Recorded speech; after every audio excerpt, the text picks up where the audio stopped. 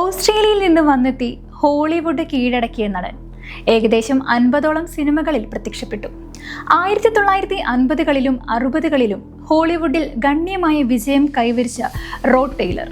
ഇന്ന് ഹോളിവുഡ് കീഴടക്കിയ മഹാനടൻ റോഡ് ടെയ്ലറിന്റെ ജീവിതത്തിലേക്ക് നമുക്ക് കടന്നു ചെല്ലാം. സ്വാഗതം എല്ലാ പ്രിയ പ്രേക്ഷകർക്കും തിരിഞ്ഞുനോട്ടത്തിലേക്ക്.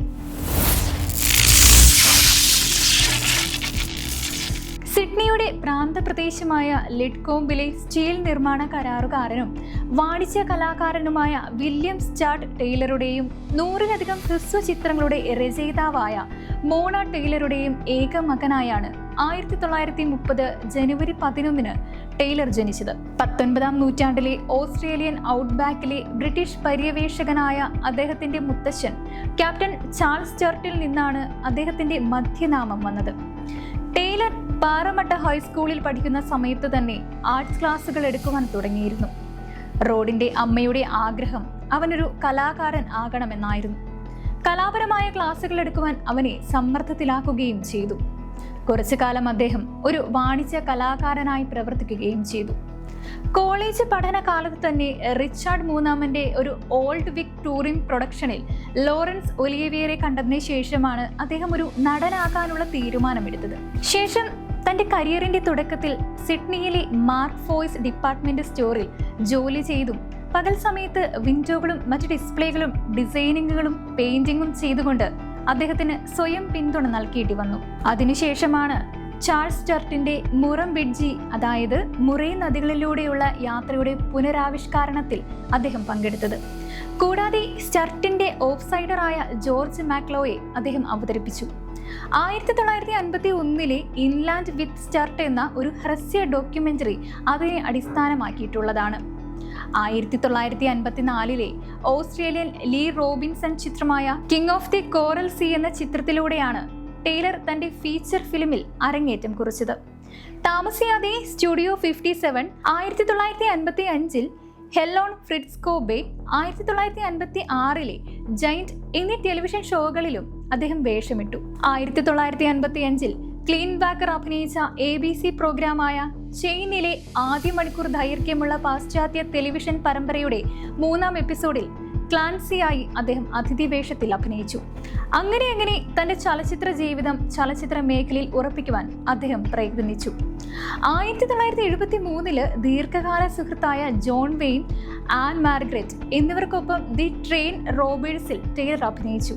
ഈ ചിത്രം ബോക്സ് ഓഫീസ് വിജയമായിരുന്നു. ടെയ്ലറിന് ചില ടെലിവിഷൻ വേഷങ്ങളും ഉണ്ടായിരുന്നു. അദ്ദേഹം ബെയർകാറ്റ്സിൽ അഭിനയിച്ചു. ഹ്രസ്വകാല ചാരനാടക പരമ്പരയായ മാക്സ്ക്വയറേഡിൽ 1983 അദ്ദേഹം ഒരു സ്ഥിരം വേഷം ചെയ്തു. അതുപോലെ തന്നെ ഹ്രസ്വകാല പരമ്പരയായ ഔട്ട്ലോസിലെ പ്രധാന കഥാപാത്രങ്ങളിൽ ഒരാളായി മാറി അദ്ദേഹം.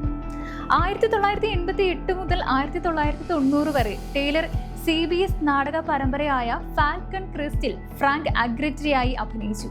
കൂടാതെ ജെയിൻ വൈമാനൊപ്പം അദ്ദേഹം സ്ക്രീനും പങ്കിട്ടു.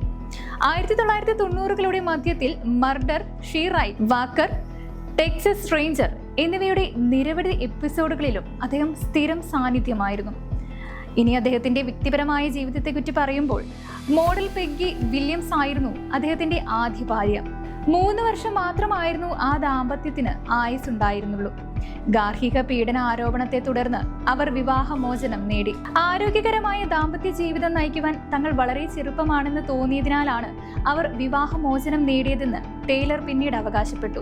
1960കളുടെ തുടക്കത്തിൽ സ്വീഡിഷ് നടി അനിത എക്സ്ബർഗുമായി ടെയ്ലർ ബന്ധം പുലർത്തുകയും ഹ്രസ്വമായി വിവാഹ നിശ്ചയം നടത്തുകയും ചെയ്തു. 1960കളുടെ അവസാനത്തിൽ അദ്ദേഹം മോഡൽ പാറ്റ് ഷീഹാനുമായി പരിചയത്തിലായി. മോഡൽ മേരി ഹിലോയുമായുള്ള അദ്ദേഹത്തിന്റെ 2ാം വിവാഹം 1963 മുതലായിരുന്നു. എങ്കിലും പല കാരണങ്ങൾ കൊണ്ട് 1969 വിവാഹമോചനം നേടി. ദമ്പതികൾക്ക് ഒരു മകളുണ്ടായിരുന്നു. ശേഷം 1980 അദ്ദേഹം തന്റെ 3ാമത്തെ ഭാര്യയെ കരോൾ കിക്കുമുറയെ വിവാഹം കഴിച്ചു. 1960കളുടെ തുടക്കത്തിൽ ഹോങ്കോങ്ങിലെ തന്റെ TV സീരീസിൽ കൂടുതൽ കാലം ഉണ്ടായിരുന്ന സമയത്തുള്ളതായിരുന്നു ഇത്. 1971 ദമ്പതികൾ വീണ്ടും ഒന്നിക്കുകയും ചെയ്തു. ടെയ്ലർ തന്റെ 85ാം ജന്മദിനത്തിന് 4 ദിവസം മുൻപാണ് 2015 കാലിഫോർണിയയിലെ ബെവർലി ഹിൽസിൽ വെച്ച് ഈ ലോകത്തോട് വിട പറഞ്ഞത്.